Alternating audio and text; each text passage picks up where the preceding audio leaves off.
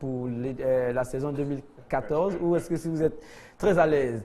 Parce que voilà, ça suscite beaucoup d'intérêt. La suite, c'est avec être jeune et entreprendre en Afrique. Voici les temps forts de vos réactions. On a le droit de dire, on ne peut pas se développer, on ne peut pas créer des entreprises en dehors de nos réalités. Il faut que les jeunes puissent s'appuyer sur nos valeurs culturelles, nos valeurs traditionnelles qui sont là pour créer les entreprises. Lesquelles, par exemple? Par exemple, c'est très simple, hein, dans la pâtisserie, il faut que nos mères, hein, nos alocos, nos patatines de Wombi, des trucs comme ça reviennent. Il faut qu'on puisse les valoriser. Les gens même veulent aborder une jeune fille aujourd'hui, c'est au shawarma qui les amène. Des trucs traditionnels aujourd'hui qui est un luxe pour nous. C'est les nems traditionnels vietnamiens qui est un luxe pour nous. Et pourtant, nous avons des milliers et des milliers de plats ici que nous continuons de consommer, hein, mais au bord de la route. Pourquoi les jeunes entrepreneurs ne s'intéressent pas à ces gens de trucs? Ne pensez pas que ne pensez pas qu'on va entreprendre forcément à 30 millions et 100 millions. On n'aura pas. Avec l'intelligence que nous avons, avec ce que nous avons aujourd'hui comme technique et autres, et puis nous sommes allés à l'école des Européens. Donc on peut faire pareil, ça c'est un. De deux, profiter des fêtes pour faire des affaires qui vont rapporter à l'Afrique. On va profiter par des Noël. Là, tout est importé. Là. Voilà, tout est importé. Le sapin, il est importé. Moi, je ne comprends pas. Les poupées blanches sont importées. Les Pères Noël, ses habits, tout est importé. Rien n'est africain et ça n'apporte rien à l'Afrique. Les politiques peuvent avoir des difficultés. Mais nous, en tant que jeunes, en tant que libéraux, en tant que des jeunes entrepreneurs et autres, nous, en réalité, on ne doit pas avoir de problèmes. Et c'est en cela même qu'on doit retrouver notre ressource pour pouvoir travailler. On les même dit, ou bien on les aide, ou bien on ne les dérange pas. Parce que moi, je pense qu'on peut ne pas aider quelqu'un, la personne peut s'en sortir. Mais quand on décide de déranger la personne, il ne va jamais s'en sortir. Moi, je pense que si les jeunes se mettent ensemble, ils pourront obliger d'une manière ou d'une autre les États à s'impliquer. Généralement, le problème ici en Afrique, c'est que quand un jeune commence à entreprendre quelque chose qui commence à avoir un peu d'argent, ses dépenses maintenant commencent à être trop. C'est-à-dire qu'il s'achète une grosse voiture, il est dans une grosse villa. Il commence à vivre. Et puis bon, il commence à vivre. Et maintenant, lui, il devient le patron. Il a des secrétaires par-ci, par-là, des téléphones portables inutiles dans sa main. Dans sa vieille maison. Et quand c'est 6 mois après, ce sont les dettes maintenant qui le poursuivent et il quitte les pays. Au niveau des États, je pense qu'il faut faciliter la circulation, hein, de ces jeunes-là qui veulent se rencontrer pour pouvoir développer les choses. C'est une autre douane. Parce que quand les jeunes entrepreneurs vont venir avec des produits.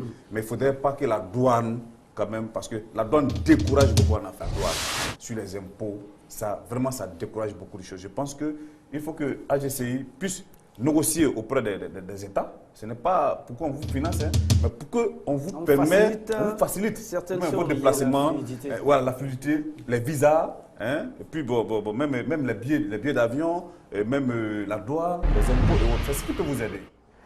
Préparez-vous, chers spectateurs, 22 42 54 à partir de la semaine prochaine et même cette semaine, hein, vous pouvez donner vos opinions sur les performances de nos chroniqueurs sur ce plateau d'Africanistes. Lundi et mardi, on parle d'Afrique et son développement, donc Afro-optimisme.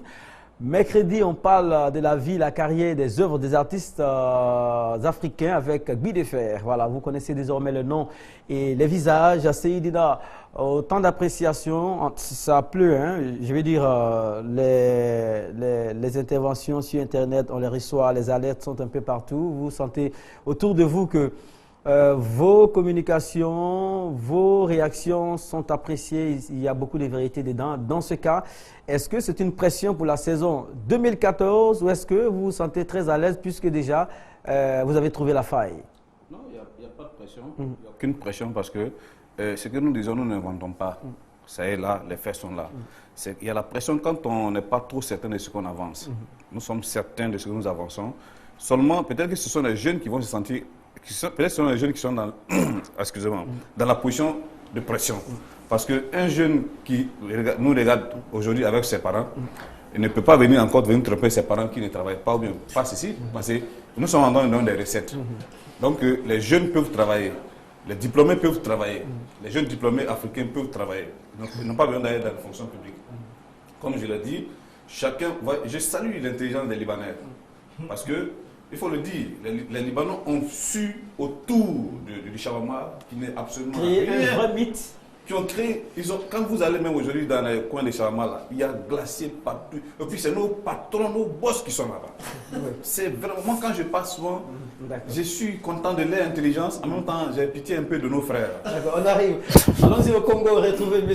Sanogo. Sanogo est en direct. Bonjour Sanogo. M. Sanogo, Oui, vous appelez de Congo, de quel Congo? RDC ou Congo Brazza?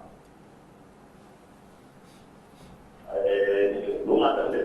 On vous entend très bien, M. Sanogo. RDC ou Congo Brazzaville? Bon, en fait, c'était d'abord pour vous souhaiter une très bonne année 2014. Merci. Et souhaiter une très bonne année 2014 à vos deux consultants, M. Diop et M. Silina, Oui. qui vraiment, depuis Congo Brazzaville, quand je mets la SI, on garde le contact vraiment la boutique, il y a vraiment des Congolais qui suivent et ils me demandent c'est où. Mais souvent, pour vous avoir, c'est beaucoup difficile. Oui, parce que le Vraiment, standard. ils ont fait un formidable travail toute l'année 2013. Donc, c'était juste pour leur féliciter et puis dire que vraiment l'émission est suivie, c'est suivi. Et on vous encourage pour augmenter encore plus les thèmes. Et là, déjà, M. Péina et M. Diop nous donnent des enseignements et ils nous emmènent vraiment dans une vraie culture africaine. Merci. Parce que quand nous suivons l'émission, à travers l'émission, il y a la pitié que l'on se cultive, on apprend pas mal de choses. Donc, il y a souvent même des Congolais qui sont dans la boutique qui disent ah, c'est la bonne voie. Donc, ils assistent l'émission et puis vraiment, ça touche super chacun. Merci. Donc, à chaque moment que l'émission passe, la chose qui vient, je dis mais il faut mettre votre émission là, on va suivre. Vraiment, parce qu'avoir la ligne, c'est vraiment difficile. Oui, c'est compliqué. Néanmoins, on vous souhaite vraiment une bonne année et que le travail continue de façon bien. Et que vraiment, c'est des gens qui sont vraiment appréciés. Merci beaucoup. Monsieur on vous remercie. Merci beaucoup. Et on vous encourage plus. Merci. Une astuce, lorsque le téléphone ne passe pas, vous prenez votre ordinateur ou votre smartphone, vous rédigez votre intervention qu'on va recevoir ici. Patrick va se charger de relayer cela. Merci beaucoup. Hein. Patrick, un jingle avant vous, ça veut dire que ça avance en